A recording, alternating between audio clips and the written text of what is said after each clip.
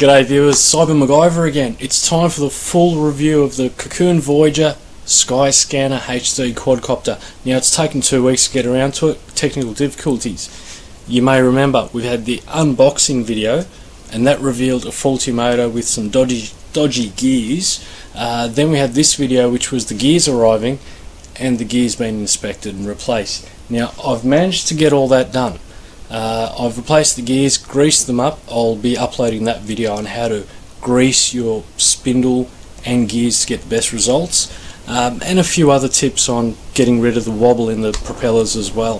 So I'm going to send this setup up for a test. It's the actual quadcopter with all the bits and pieces. I'm talking prop guards, 720 HD camera as well with the 4 gig built-in card or a included card.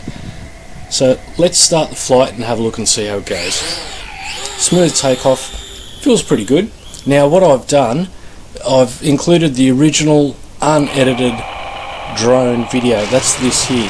I've turned the volume down because the microphone is horrible on this, so we don't need volume on it.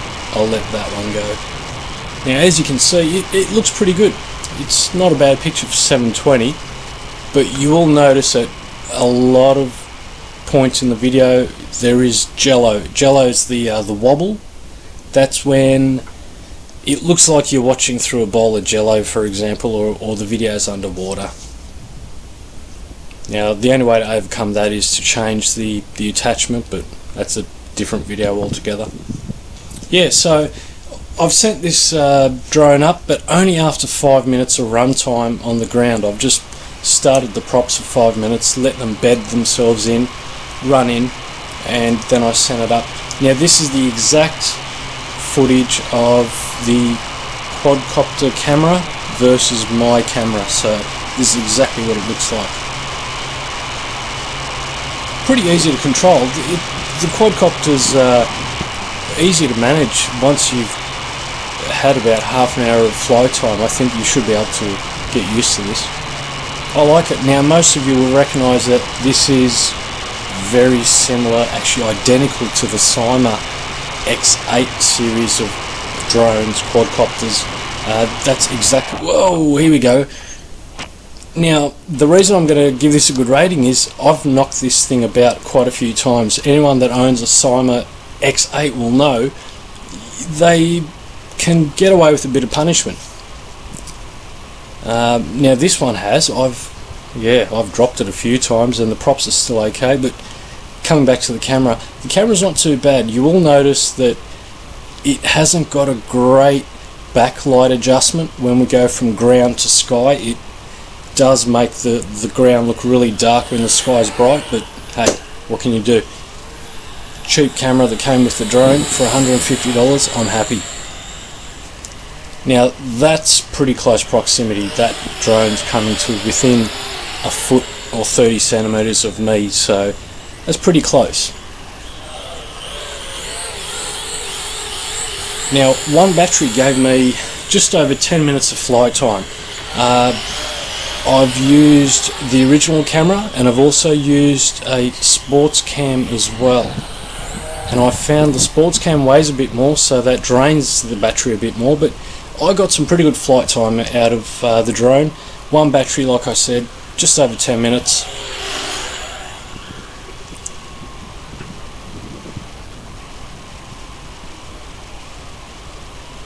Yeah, that's easy to control that. Anyone that's picked up a drone for the first time will be able to fly this thing, no worries. Now there's a bit of a warble attempt on the small screen there. Drop the drone. Now what I'm going to do is I've attached this action camera fitting that comes with the Bourne action camera 1080p. That's also from Aldi, and there's the review of the 1080p camera.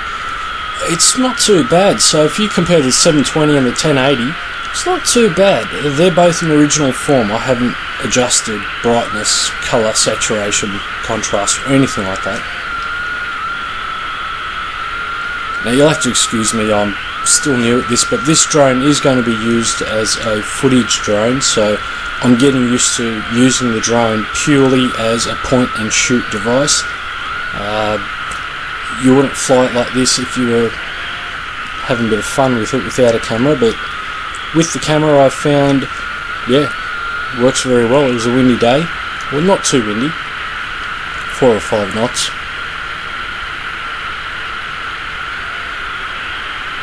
Now I've dropped it a couple of times. It's hit the fence, it's flipped upside down. It always recovers very well. The only issue I've got personally is trying to land it. That's always a little bit of a catching point for me, but I've tried the auto land function. That goes a bit smoother, but it could be the wind factor, but yeah, I've got trouble landing it. Apart from that, this is an awesome copter. It's Quadcopter. It's identical to the Syma X8, which means you can get all the parts, the motors, the gears, all the bits and pieces. Now I'm not sure which X8 this is similar to, but it's got auto hover function, which means it's way ahead of its competition for that price range.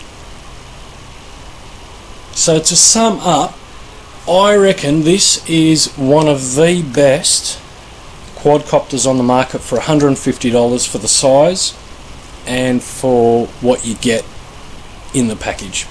So I'll give this an 8 out of 10, and I hope you enjoyed it.